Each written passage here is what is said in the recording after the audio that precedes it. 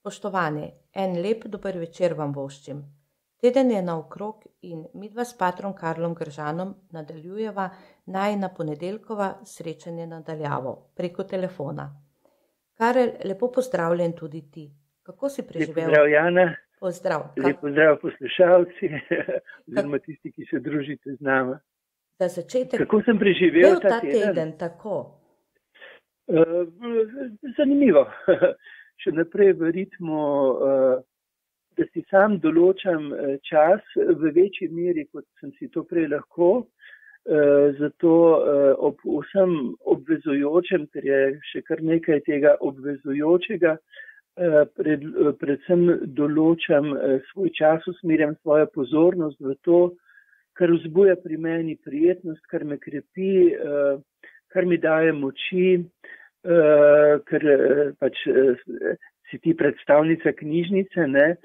Naj povem, da še vedno poslušam poročila samo ob 5. zjutraj, potem pa namesto poročil veliko berem, predvsem berem mislece, ki mi odpirajo pozornost,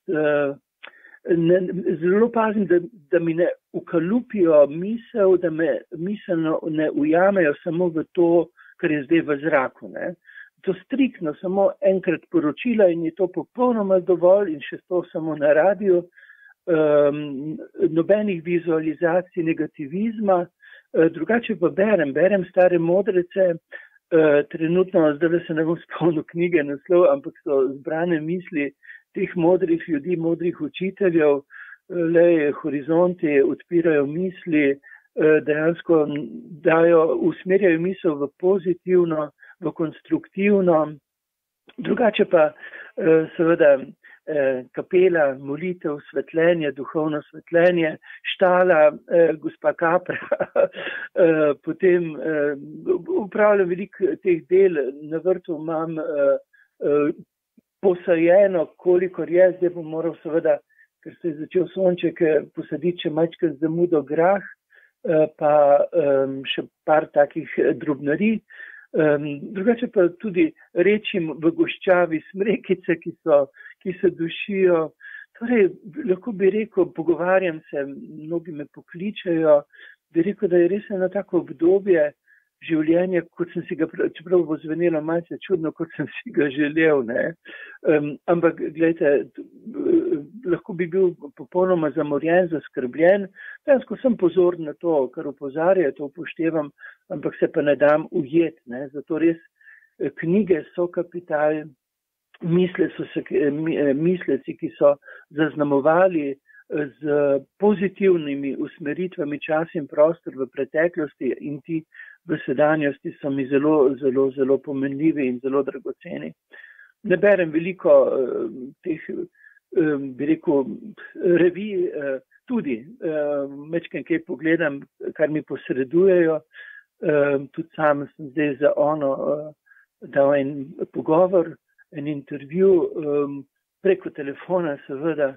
Drugače pa lahko vam rekel, ne, pomlad je, prebuja se in sam zelo, zelo skrbim za to, da se tudi v meni krepi in prebuja življenje miselno in tudi v počutju.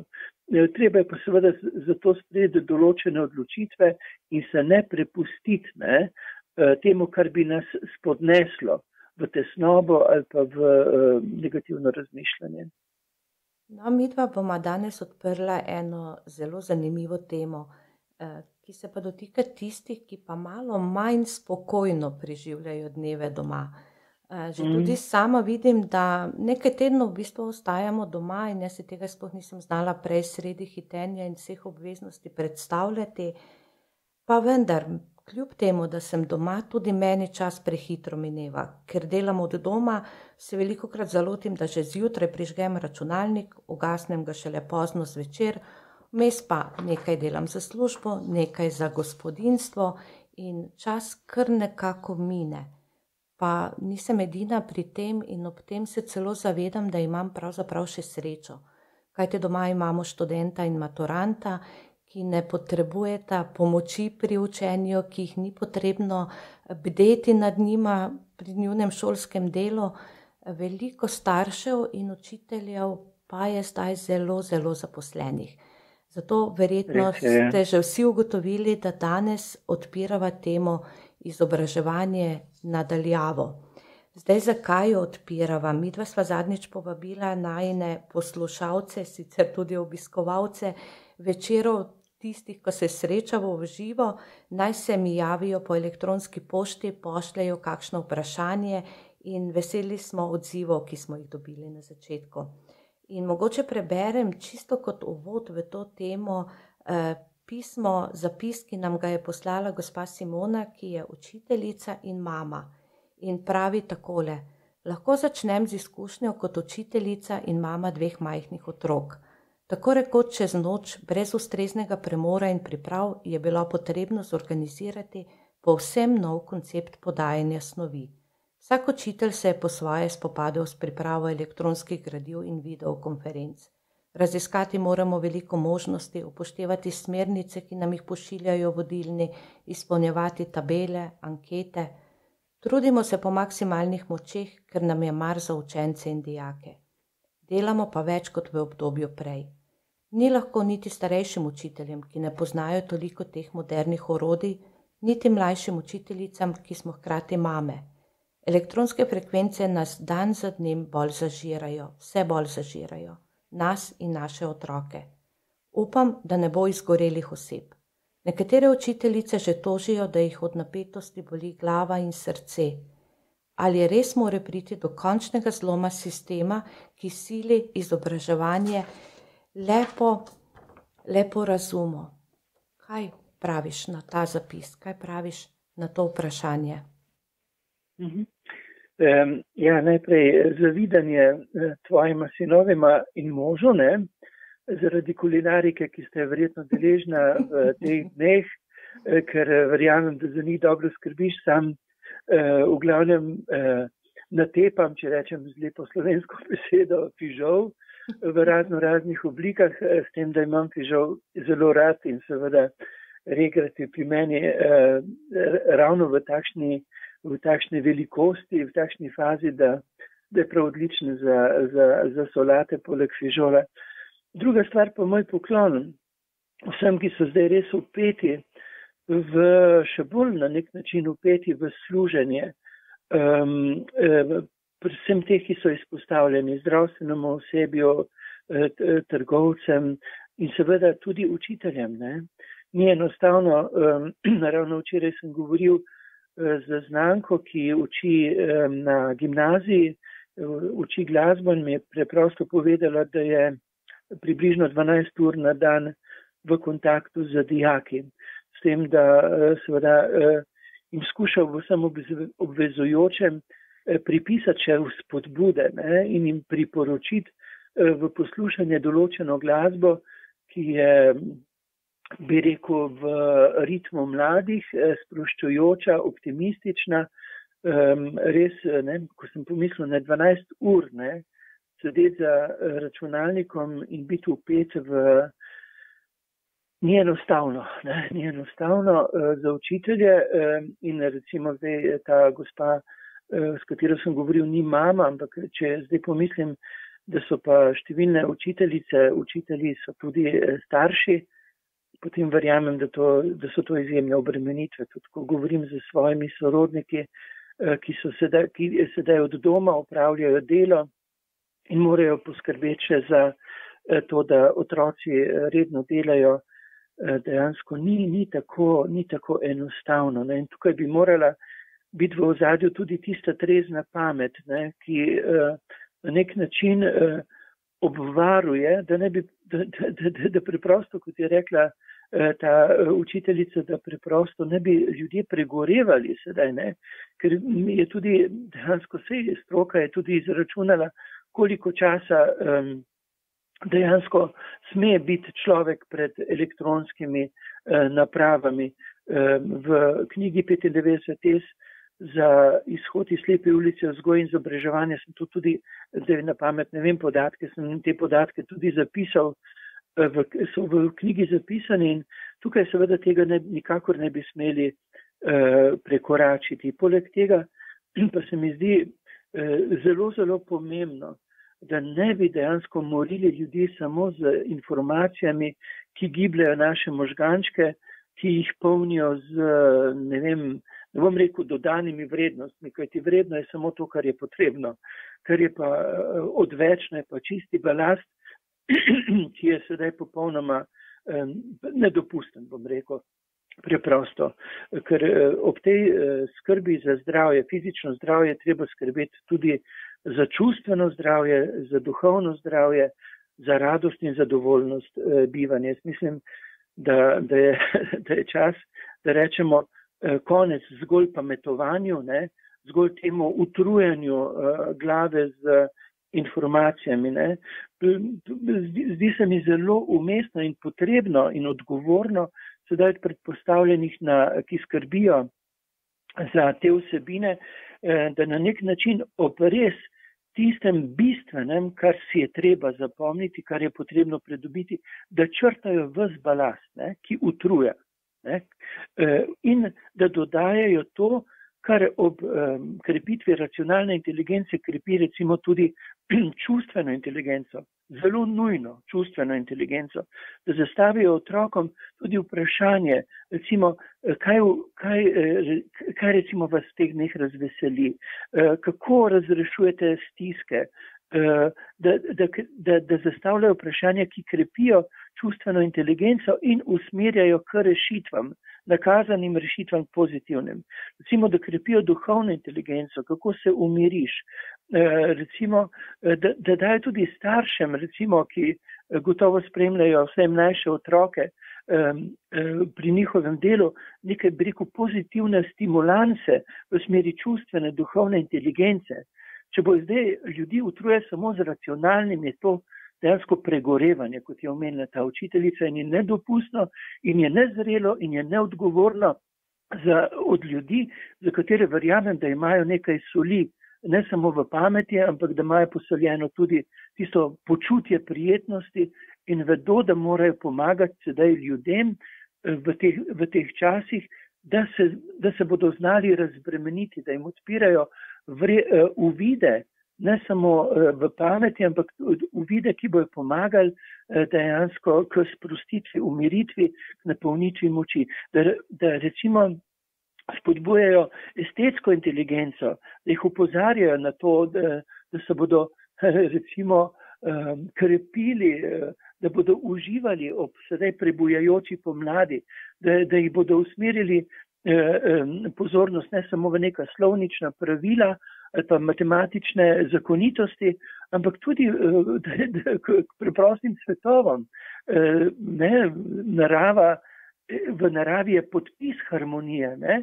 In je treba na to usmerjati pozornost na to, bi rekel, te harmonične zakonitosti, zlati res, število pi, ki je zakodirano v Ljubljane, Fabijaničevo število, ampak ne zdaj jim komplicirati, ne, to, ampak dejansko na osnovi tega vedenja, da jim usmerjajo pozornost v to, kjer so zakodirane v stvarstvu, recimo te formule, bi rekel, ki harmonizirajo, umirjajo, vzbujajo prijetnost v počutju.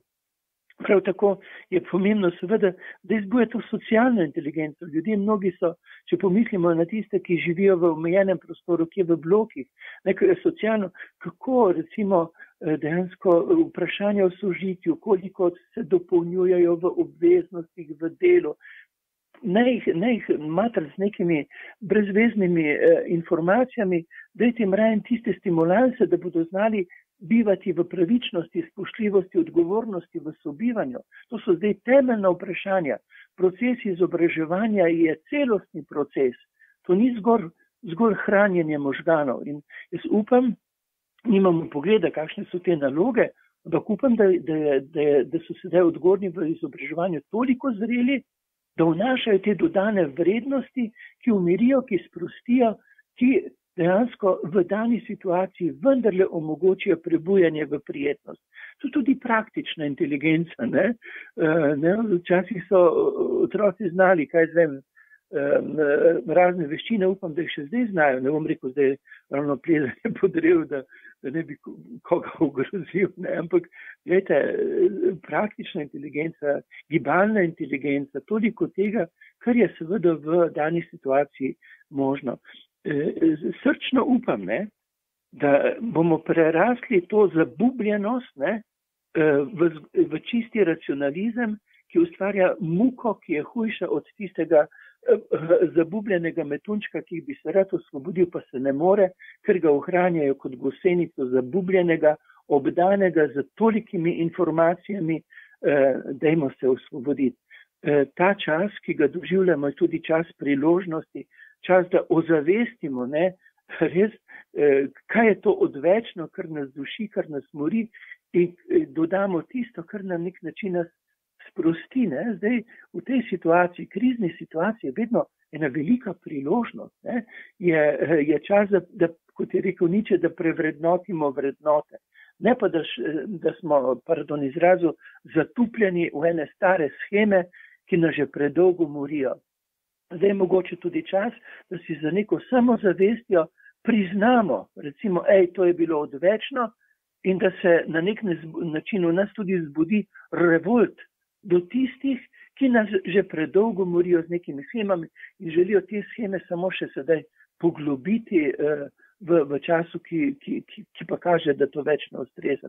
12 ur za nekega učitelja, da sloni ob računalniku, ker želi imeti, bi rekel, nek res ne zgolj formalen odnos, ampak tudi res en živ odnos, je vsekakor zloraba, je preutrujenost, je dejansko nemogoče, ne more biti brez posledice, kot so glavoboli, strah pred izgorelostjo, če do same izgorelosti ne pride, oziroma kot je že upozorila ta učiteljica, kaj pa starejšimi učitelji, ki niso tako vešči teh tehnik, pa se mogoče zdaj od njih pričakuje, da bodo kar naenkrat eksperti še pa za komunikacijo nadaljavo.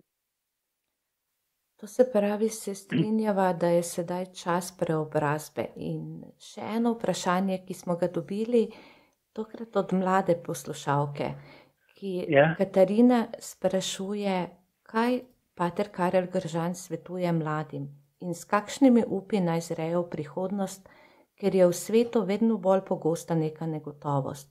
Še nedolgo nazaj je bila finančna kriza 2008. Sedaj je svet zopet preplavil nov strah. Ljudje ne vedo, komu verjeti, kam se zateči. Takšna negotovost lahko še posebej vpliva na mlade ljudi, ki še odraščajo. Kaj jim gospod pater Karel Gržan svetuje? Kaj svetuješ mladim? Brez gospoda jim Karel svetuje, jim preprosto svetuje. Katarina, poslušaš. Jim preprosto svetuje, naj izstopijo iz manipulativnih schem. Ker res bi vam svetoval, gledajte, da ne poslušate samo poročil, ampak da berete. Ne? In v starih modricih je dejansko so vse te manipulativni pristopi, recimo, ne, edina možna pot rešitve, v katero so vas zdaj usmerjali tudi, ki je bila sedaj utečena, da dosežeš tisto, kjer se boš počutil varno. Ne. Glejte, preprosto, jaz mislim, da je zdaj sta dve poti. Ali bodo na podlagi tega strahu, negotovosti, te zbeganosti poglobili manipulacijo in nam ponudili edine možne rešitve, to pa pišem v knjigi 25 teza osvoboditev od hrematizma, berte, tam not ni nobene resnice, so pa miselne provokacije, ki bodo vam mladim pomagali, da se osvobodite iz v suženjstvo ujetosti. Kriza je vedno priložnost. Kriza je vedno priložnost, ampak mogoče tudi zato, da ugotovite, ne, da je najbolj to, kar pomembno je, da lahko vi živite, da preživite kot osebnosti, da to ni na prvi vrsti pametovanja. Ja, je pomembna pamet, ne, in je pomembna finančna gotovost, zelo pomembna. Ne. Ampak, gledajte, če boste vi notranje močni, če boste delali na medosebni ljubezni, torej na ljubezni, na čustvu, da boste znali delati na odnosih. Na odnosih je tudi treba znati delati. Ne? Ker zdaj mi smo mislili, da odnosi, ne, da funkcionirata dva v sožitju, da je to kar dano samo po sebi. Ne. Tudi tukaj je potrebno zdaj vstopati v zakonitosti odnosov, jih razbirati in prepoznati zanimivost, ker mi smo razpeti med dobro in hudo, kot rečemo. Ampak ravno v tem je zanimivost, je gibljivost, je potencial za rast, za preraščanje, za dogajanje. In če ti razumeš te zakonitosti, je vse to ena zanimiva in dobra priložnost, najbolj fantastična priložnost. Ampak mi smo zdaj v tem času od vas pričakovali, da bo to pa kar tej čustveni inteligenci sploh nismo posvečali pozornost. In pa so se mladi, pa ne samo mladi, matrani, in pa so bili ta nasveti, ki si jih bral in so bolj ali manj dejansko bili si neki dejansko v kontekstu ukaljupljenega modela življenja. Ne, zdaj je čas, da se povrnete k samemu sebi, to, kar je svetovalo že Delsko svetišče, ne? Stopi vase, stopi v svojo osebnost, ne? Stopi ko boš spoznal sebe, ko boš blizu sebi, boš postal bližnji tudi vsemu, kar te obdaja. Ne? Prepoznavaj te zakonitosti in razbiraj izvirno svoje osebnosti. Pravijo poklici, ki bodo v bodočnosti, mi še sploh ne vemo. Ampak če ti ne boš tuj samemu sebi, če se boš krepil kot osebnost, če boš samo po sebi dejansko užival v dejansko delu na izvirnih talentih svoje osebnosti, boš vedno znova v kakršne koli situacije se boš znašel, ker boš imel to temeljno samozavest, temeljno, bi rekel, razvitost svojih veščin, talentov in bo znal odgovoriti na klic časa. Ja, v obdobju, v katerega vstopamo, ne vemo, kakšno bo, ampak vstopil boš ti in če ne boš tuj samemu sebi, če boš vedel, da si vredno sam po sebi, boš znal na izzive odgovoriti in ponuditi tudi, da boš lahko preživel tiste talente, tiste sposobnosti, tiste veščine, ki so del tebe samega, v katerih boš na nek način najbolj odgovoril na potrebo, obenem tudi bo uresničevanje te potrebe pomagalo, da boš pa tudi potrebe svojega preživetja lahko izpolnil. Ampak temeljno, ne se pusti to sami. Delajte na odnosih, delajte na ljubezni. Zavedajte se, da to ni fertik zadeva, da je to največja priložnost, to je največji užitek, prepoznavanje zakonitosti. Mi bi hoteli imeti tam fertik zadevo, ne? Se zaljubiš v neko osebo, zdaj misliš, da bo to fertik zadeva. Ne, ti si bil pritegnen v odnos kot najboljšo priložnost za dogajanje, ampak te zakonitosti, Jana bova tudi o tem prihodnjič kaj spregovorila, moraš prepoznavati. Ne? In to je užitek, to je fajn. Ne gledati neke take, bom rekel zelo grdo besedo, blesave nadaljevanke, ne? Ki so res čisti primitivizem, dej ceni sebe kot, če si ti same ceniš, ne boš se hranil s pomijami, razumeš? Knjige in zopet knjige, ampak zopet ne neke plehke literature. Sem zelo vesel, da ima knjižnica Šmarje res ponudbo kvalitete. Ne? Tudi imate rumeno, marsikaj, ampak verjetno zaradi povpraševanja, imate pa tudi izjemno kvaliteto. Jaz sem član vaše knjižnice in vedno znova dobim to, kar bogati moje uvide, kar me sprovocira, da preraščam miselne ujetosti in lažje mislim naprej. Zdaj, jaz sem celibater, vi niste, vi se pa lahko učite tudi v vstopanju medsebojne odnose. Vsak odziv, tudi če je neprijeten, je dober. Zato, ker je pokazatelj, ker je priložnost za uvid, za spremembo, za vajo. Wow, koliko tega se lahko dogaja v medsebojnih odnosih. Če nisi zatupljen v neke idealizacije in neke, sam ne gledati, prosim, teh rumenih nadaljevank, ker mi postane slabo že, ko pomislim, pa sploh ne gledam. Ampak včasih, ko sem prišel na obisk kakšni družini in sem pogledal 10 sekund, mi je bilo že, sem pomislil, pa kako lahko to ljudje gledajo, ne? Knjige, tudi kvalitetne filme. Ampak gledajte, cenite se, ne jest pomij. Ne s pomijami hraniti svoje možgane, ne svoje osebnosti. Dajte si vrednost in tisti, ki se cenijo, si privoščijo to, kar je kvaliteta. Tako, in mogoče dama piko na današnje srečanje ravno s to mislijo. Slišiva se danes teden, ko bo velikonočni ponedeljek, ampak preden se zares... Verjetno, vi boste imeli verjetno kaj zelo dobrega, takrat na misli, opet zavidam tvojim 3 junakom in verjamem, da si bodo poslušalci privoščite si čim več lepega, tudi v kulinariki, ne. Zdaj jaz nimam občutka jaz sem dislektik in tudi kuham si jedi, recimo, ki so v 3 korakih, recimo danes bom imel zopet prepraženo čebulo in v čebuli, s to čebulo bom začinil moj fižol, pa tudi krompir. Zelo preprosto kuham. Se pa zopet veselim, Jana, tudi, ko bomo lahko v živem stiku, ti mi vedno daš za sabo še kaj dobrega v zamrznjeni obliki. Zdaj tisto za rezervo sem porabil, ampak bo zopet priložnost, da bom poleg fižola, krompirja in testenin s preprostimi, bi rekel, obogatitvami, največkrat praženo čebulo lahko okušal še kaj prazničnega, ampak gotovo bomo pa v ponedeljek imeli kakšno tako praznično temo. Me prav zanima, v kaj boš vodila pogovor. Zaenkrat pa lep pozdrav vsem, ki ste se družili z nama, cenite se, iščite, hranite misel, svoje čustva, pozornost tem, kar je na nivoju vašega dostojanstva, kar vas svetli, kar vas krepi, kar vam daje moči. Tako, kaj čem dodati? Zagotovo še bo priložnost tudi za dobrote takšne in drugačne. Hvala ti za danes, da si se odzval našemu vabilu. Hvala vsem vam, ki naju poslušate in seveda vabilo. Pošljite kakšna vaša razmišljanja, kakšna vprašanja. Tako, iztočnice za pogovor, to o medosebnih odnosih še imava tako na zalogo. Lepo preživite ta teden, lepo se pripravite na praznike, lepo preživite praznike in na praznični dan se zopet slišimo. Lep pozdrav vsem. Ja, ponedeljek se slišimo. Ja, srečno. Srečno.